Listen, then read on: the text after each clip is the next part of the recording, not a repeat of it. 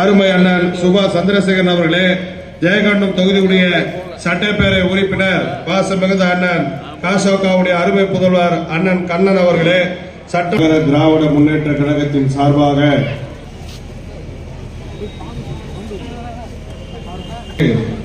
கூட்டத்திற்கு தலைமை வகிக்கக்கூடிய ஆற்றல் மிகுந்த நகர கழக என்றைக்கும் நீக்கமர நிறைந்திருக்கக்கூடியவர், இந்தியாவை எடுத்து இந்த திராவிட மாடல் ஆட்சியில ஒவ்வொரு குடும்பமும் ஏதாவது ஒரு விதத்தில் பயனடைய வேண்டும் என்று அல்லும் பகலும் அயராது உழைக்கின்ற திராவிட மாடல் ஆட்சி நாயகன் தளபதி மு.க. ஸ்டாலின் தமிழ்நாட்டில் ஆட்சி நடத்தும் போது தான் நீங்க நல்லா இருக்க முடியும். அதனாலதான் நல்லா இருக்கீங்களான்னு கேட்டோம்.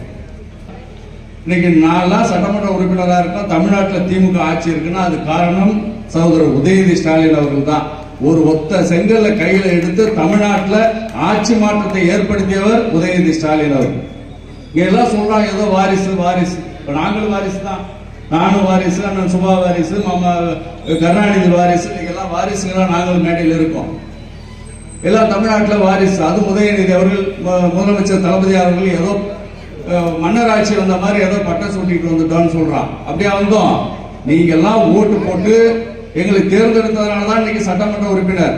அதே மாதிரி திருவல்லிக்கேணி தொகுதியில நின்று வென்று இன்னைக்கு அவர் சட்டமன்ற உறுப்பினர், துணை முதலமைச்சர். மக்கள் ஏற்றுக்கொண்டிருக்கிறார்கள். ஆனா வைத்தறிச்சல் முடிச்சவன் தமிழ்நாட்டில் சில பேர் குழப்பிட்டு இருக்கிறான்.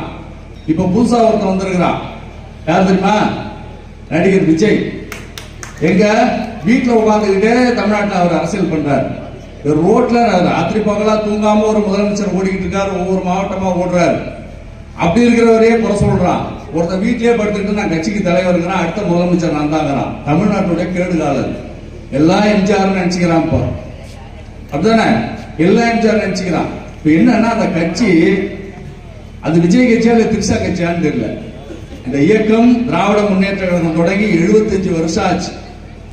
ஏதோ நேற்று பஞ்சு மழையில இன்னைக்கு முளைச்ச காளான் நல்ல திமுக அப்படி காளான் மாதிரி வந்துகிட்டு இருக்கிறான். ஒரு காலத்திலும் ஒரு கும்பனும் திராவிட முன்னேற்ற கழகத்தை அழிக்கவே முடியாது. இதுதான் தமிழ்நாடு வரலாறு. ஏன்னா 10 வருஷம் மோடி பிரதமரா இருந்தார். இன்னைக்கு தமிழ்நாட்டில் ஒரு சீட்டு வர முடிஞ்சுதான்.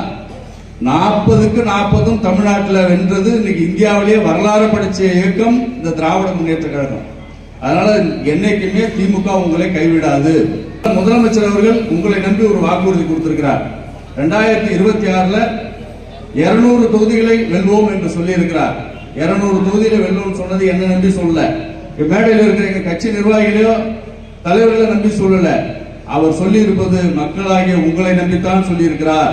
200 தொகுதிகளை 2026 வெல்வோம் என்று சொன்னால் இந்த ஆட்சி உங்களுக்கான ஆட்சி. இந்த ஆட்சி மீண்டும் தொடர வேண்டும் என்றால் நீங்கள் திராவிட முன்னேற்ற கழகத்திற்கு தொடர்ந்து நீங்கள் உறுதுணையாக இருக்க வேண்டும் என்று இந்த நேரத்தில் கேட்டுக்கொள்கிறேன். நாங்க பாஜக கூட்டணி விட்டு வெளில வந்துடுறோம், நீங்க 15% இடஒதுக்கீடு கொடுத்தா அப்படின்னு அது இடையில ஒரு பக்கம் ஜி.கே. மணி ஒன்று சொல்றாரு, அன்புமணி ஒன்று சொல்றாரு. இதுல பெரிய குடும்பம் பாருங்க, இன்னைக்கு ஒரு காமெடி நடந்திருக்கு. அப்பன்னு மௌனம் மேடையிலேயே அடிச்சுக்கிறாங்க ஐயா கட்சி யாருன்னு.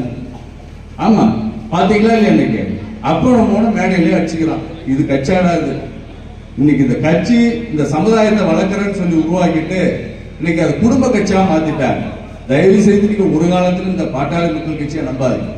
அடுத்து இந்த பாரதிய ஜனதா அந்த கட்சி தலைவர் ஒருத்தர் இருக்கான், ஐபிஎஸ் படிச்சுட்டு தமிழ்நாட்டில் 1ஆம் நம்பர் முட்டாள் யாருன்னா அந்த அண்ணாமலை தான்.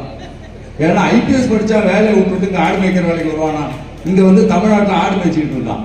அவன் என்ன சொல்றான், நேற்றுக்கு காலையில சாட்டை அடிச்சுக்கிறேன், இந்த திமுக ஆட்சி அகற்ற வரலையும் நான் செருப்பு போட மாட்டேன்னா. அப்போ அவன் வாழ்நாள் முழுக்க இனி செருப்பே போட. தாமரை ஒரு காலத்திலும் தமிழ்நாட்டில் மலரவே மலராது. வளருமா? அமித்ஷா மண்ணில முடி முளைச்சாலும் முளைக்குமே ஒழிய தாமரை ஒரு காலத்திலும் தமிழ்நாட்டில் மலரவே மலராது. அப்போ ஒரு காலத்துல அண்ணாமலை செருப்பு போட போறது இல்லை. நான் என்ன கேட்கிறேன், திமுக ஆட்சி திரும்ப அடுத்த பிறகு 2026 மீண்டும் நாங்க தாண்டா தமிழ்நாட்டில் ஒன்றும் மாற்றம் இல்லை. வந்துட்டோம்னா அந்த செருப்பு எடுத்து நீ அடிச்சுக்கிறியா? அந்த செருப்பு எடுத்து அண்ணாமலை அடிச்சுக்கணும். திமுக ஆட்சி வந்துட்டா அப்ப வருவோமா இல்லையா? 2026 யாரு? 2026 மீண்டும் தலைவர் ஆட்சி, திராவிட மாடல் ஆட்சி தொடரும். அதற்கு நீங்கள் என்றைக்கும் உறுதுணையாக இருக்க வேண்டும். என்றைக்கும் உங்களை கைவிடாத இயக்கம் திராவிட முன்னேற்ற கழகம்.